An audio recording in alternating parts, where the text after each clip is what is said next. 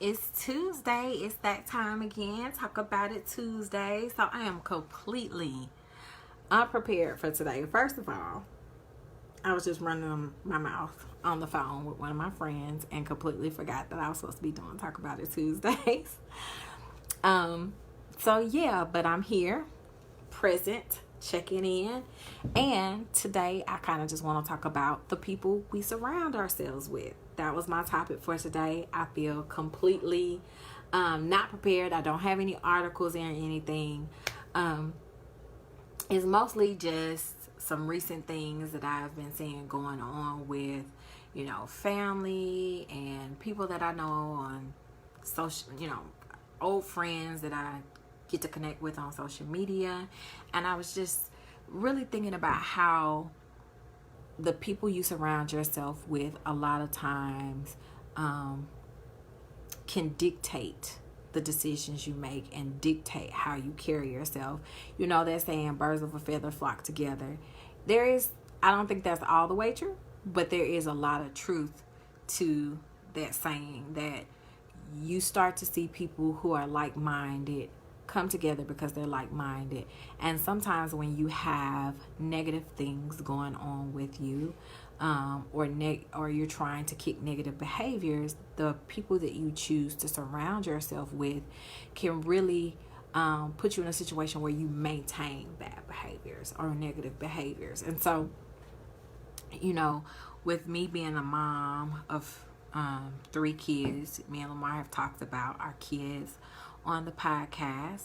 And while I'm thinking about the podcast, season 2 is officially up. Episode 1, Real Love. Check it out on Apple, Stitcher, anywhere that you can download a podcast. Check out Living the Stressed. That's Stress with ED Life podcast. It is. We are now into season 2. Season 2 drops every Friday morning at 7 a.m. So I want y'all to check it out and give us feedback. But getting back to the topic at hand, the people you choose to surround yourself with a lot of times will determine your trajectory. Because if you are a person who is on the right path, you're focused, and you have friends in your life who are not focused, who are not working towards anything, a lot of times they'll, want you to participate in whatever they're participating in. So if they're skipping class, you're skipping class. If they hanging out at the club and goofing out or stepping out on a marriage or a partner or any committed relationship, a lot of times they're going to surround themselves with people who are okay with watching them do what they're doing, and who are not going to check them and say, you think this is a good idea. And we talked last week about the power of positivity and how you can reprogram your mind to basically focus on positive and reshape your mind so that you're not always going to negative. Well, negativity is contagious. We know that. And so whenever you are around negative people and negative energy, you find yourself feeling negative. I've talked a lot too in the past about me working in intensive residential or psychiatric inpatient facilities, and just being around so much anger and so much depression and so much anxiety. After a while, emotionally, it takes a toll on you. And I just remember at one point just feeling tired all the time. Like I couldn't shake that feeling. I couldn't focus on anything but the fact that I felt so drained. And I really think I was at a place where I was just kind of tapped out. But it was my environment. It was what I was surrounding myself with. And although I'm very passionate about mental health and I loved my job, and I wouldn't trade that experience for anything in the world, if I had to do it all over, I would definitely do it all over again, because I felt like it developed me so much as a person to know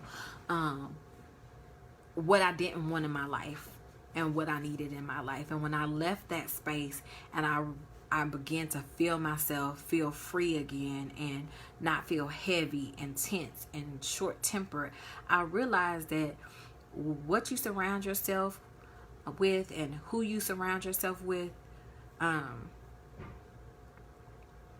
it heavily influences how you engage in the world and how you are in the world. And so if you are a parent, to me, I think it's really important to pay attention to the people that your children surround themselves with.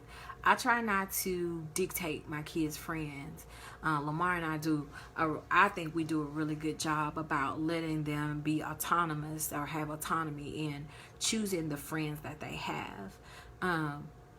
However, if I see that there is a friend that they have in their life that is possibly toxic, or their parents are not paying as much attention to them or are as attentive to what they're watching and who they're engaging with and what kind of activities they're engaging in, you know, me and Lamar, we huddle up and then we meet with our kids and we take it to them like, listen, we're not going to tell you you can't be friends with this person, but if we continue to see that these things that they're doing impacts who you are and impacts your attitude and the way you engage with other people, then we'll make that decision for you. But we're putting that on you because you know what we expect as parents from you. I want to say hey to everybody that's just tuning in. Hey Yana, what's up? This is Talk About It Tuesdays, and today we are talking about the people you surround yourself with. And so I was just kind of saying that, you know, if you are a parent, it's very important for you to pay attention to the friends that your child chooses. I'm one of those parents, I think that my kids are really good kids. Like I couldn't ask for better kids. They're good kids. They have kind hearts. And they are children. You know, they're not too grown. They ain't too mature. And I try not to be an overbearing parent and, you know, constantly, you know, watching over their shoulder as to what they're doing. However, I don't want to think that my kids will never do anything wrong. And so there have been some times where I've had teachers come and say, oh, your kid has done this. And I'm like, not my kid. But I also try to pay attention to their friends. And if I start to see that you have friends that are talking back or sassing adults, or you have friends that are cussing or watching inappropriate things or calling girls thoughts, or, you know, whatever dudes are called these days. I don't know what dudes is called. But, you know, if I start to hear those things and see those things, then to me, that's a cue that, hey, your kid may be engaging in some behaviors that you're not aware of. So, like, don't think that just because they've never done those things that they won't do those things. And we've had some situations with our youngest where we've had to kind of say, listen, this is not okay with us. I go through my kids' phones. That is not your phone. Yeah, I lent that to you. Me and your daddy pay that bill. And so whenever I get ready to go through it, I don't care what your password is. I need to know it. And I need to be able to look through everything that's in there. I go through YouTube histories. I go through text messages. And a lot of times I'll do it when my kids are asleep. We require that our kids plug their cell phones up in our rooms at night. You don't need access to your cell phone in the middle of the night. Not for what? You're supposed to be asleep. So I need to make sure that it's in a place where you're not up, you're not watching anything inappropriate, and nobody has access to you when we are resting, so that you can rest and I can rest assured that nothing is going on. And so I think that as my kids get older, my oldest is about to be 15, it will probably be a little bit more of a challenge because his attitude these days real stank. Lamar, I be having to hold him off of him because his attitude be real stank these days. But hey, you might challenge it, but at the end of the day, I feel like as a parent, it is our responsibility to make sure that we are doing the best we can to protect our children. And that means, you know, evaluating and assessing the environments we put them in and the people that they choose to associate with.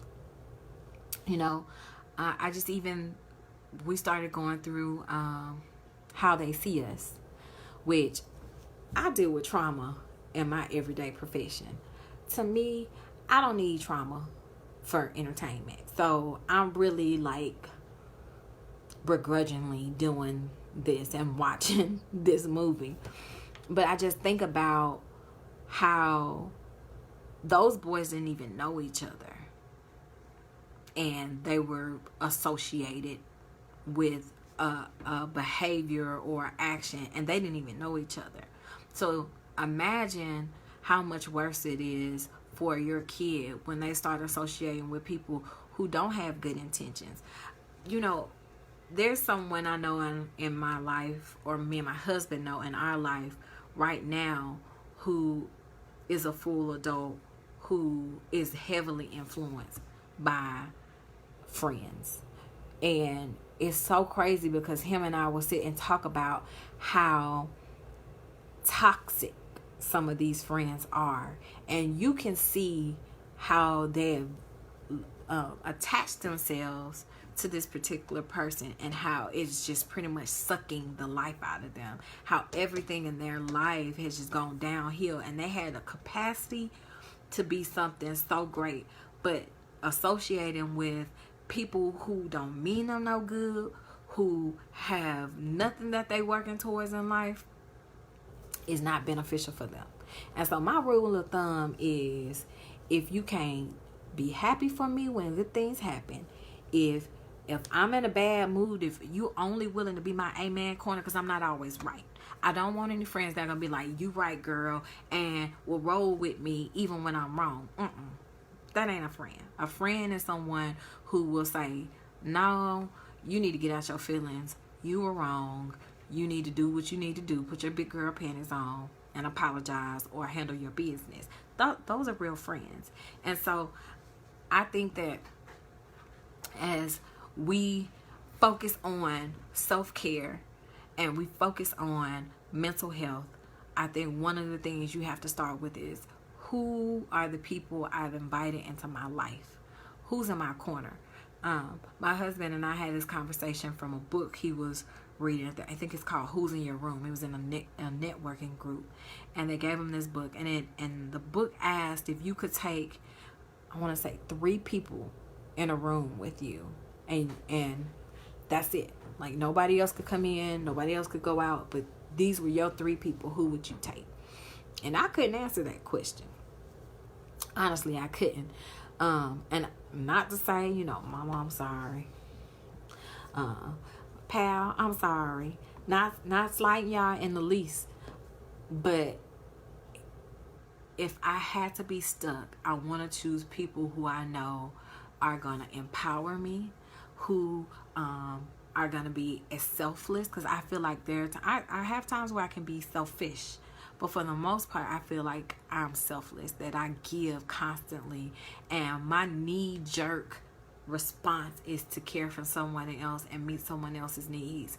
A lot of times before I meet my own needs.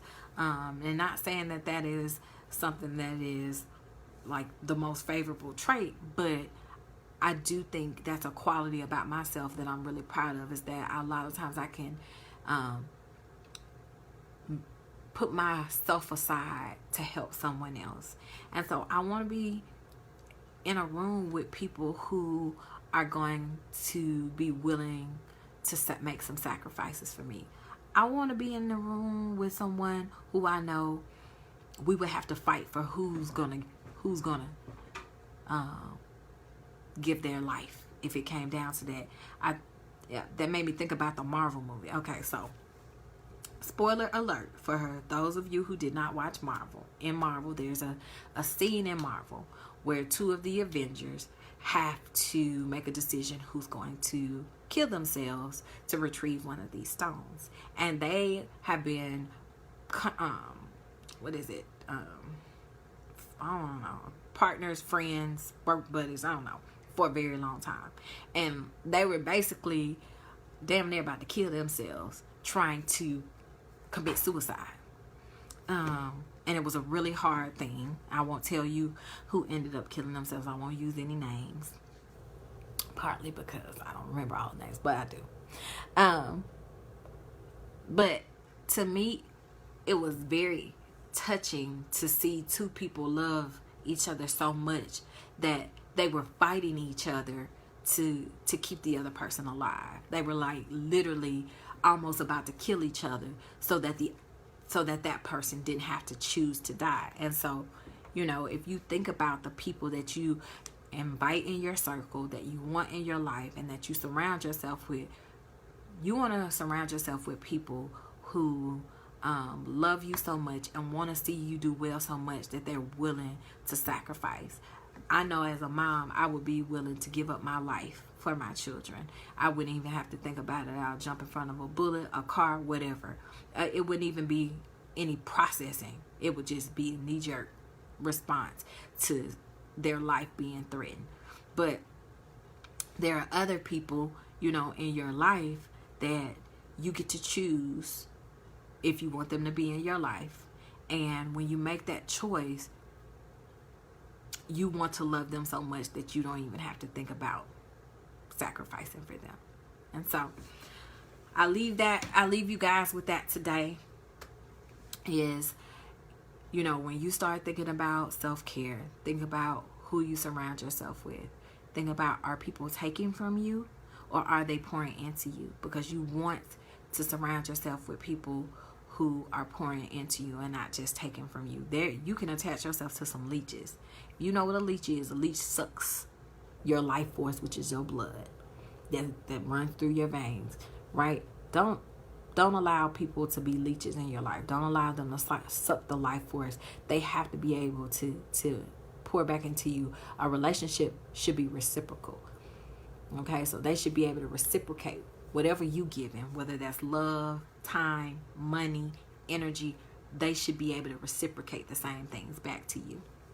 And if you make a list of the people that you call your day ones, the people that you call your roll dolls, the people that you call your bruh, sis, whatever you calling people these days, if you can't make a list of all the ways they benefit your life or all the ways they pour into your life, and if you make a list of all the things that they do that make you angry or tear you down or put you in a worse situation, if that list is longer than your pro list or that list of good things about them, you need some good friends. You need some better friends. You need to let some people go.